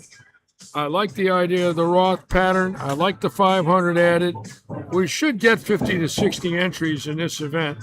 A lot of bowlers have been asking for scratch tournaments. And hopefully people will understand anytime you get something with 500 added, it's definitely worth the money. Figuring that 500 is going to cover at least 125 games of bowling at $4 a game. And if the bowlers are bowling 6 games, 10 bowlers is 60, 20 bowlers is 120. So if 20 bowlers bowl, they'd be bowling for their money. Everybody get their money back. That'd be kind of interesting there. 40 bowlers bowl, it's only $2 a game if you think about it, because half the lineage has been paid for. So it's going to be a good prize fund. That's why I'm thinking we should get 60. There's just too many action players around here not to bowl it. I'd be surprised if they don't. Again, it's not a house shot. Everybody's going to have an equal shot at it. The house bowler's not going to dominate when it's not a house shot, because obviously they have more experience on the house shot. But on the Roth pattern, nobody has the experience. So it's going to come in. Everybody's going to be equal on that.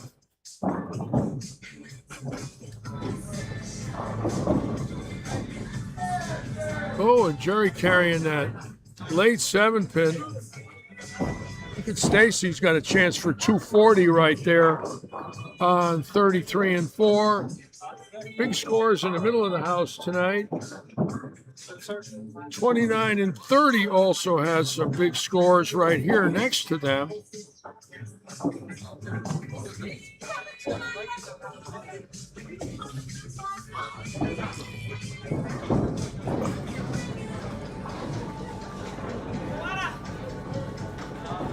Boy.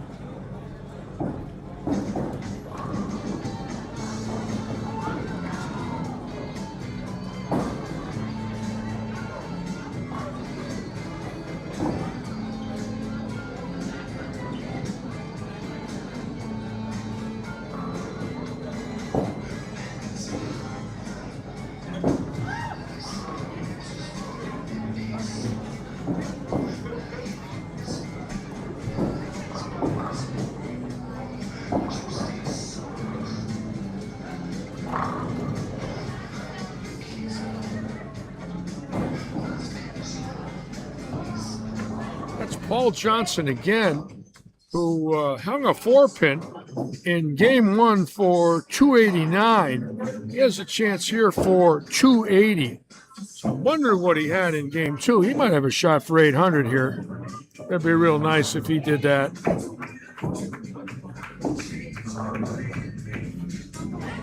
Oh my God. If that isn't the Litchi Kiss, I don't know what is. Can you imagine? I just put the camera on him. Oh my God, I'm afraid to hit it. I'm afraid to put it on people. Couldn't throw it any better than that. He leaves a rip 710, so he's going to be in the 240s. Unbelievable. Great shot for Johnson. Yep, just throwing it. I don't blame him. Did not deserve a rip 710 on that shot. So he's going to be 246.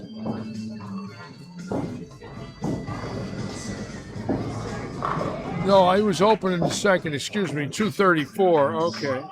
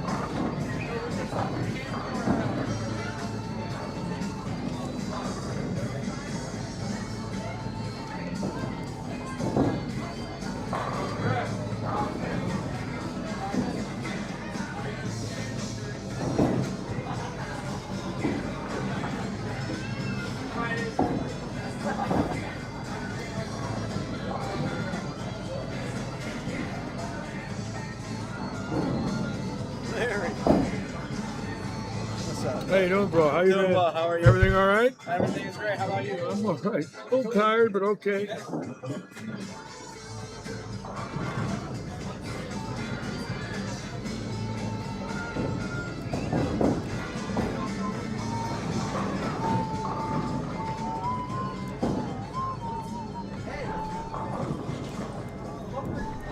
That was the one that I told you about. Yeah, you. The other day. You know I told you about lunch. He's like, on what? On what? And Larry Stella's on. Well, better late than never there, Stella. Hope you're all right.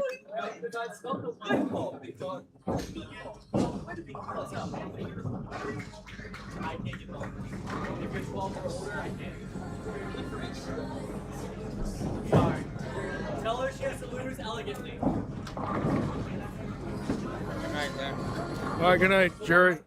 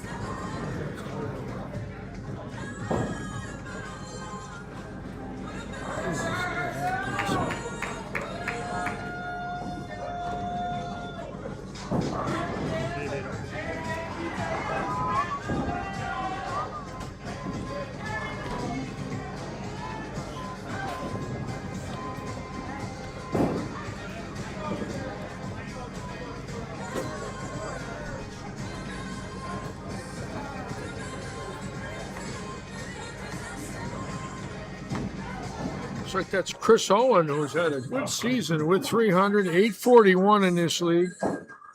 Now bowling another big game tonight. Chris Owen, much improved this year. Nice to see him having some good weeks. Owen will shoot 278 in game 3. So it looks like we're just about done. Again, we want to thank all of you for being with us tonight. Tomorrow night, 6:45, we'll be live here at the living room for week 32 of Oaks Farms. Charlie's Irrigation, Joe Poe.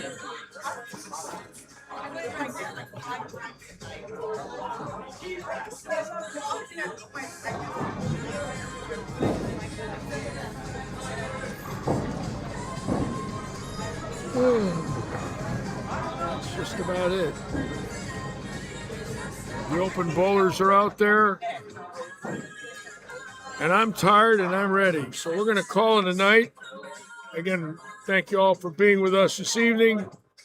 We'll see you tomorrow night at 7:15. As usual, we want to wish all of you a great week and good luck and good bowling. See you tomorrow. Thanks again.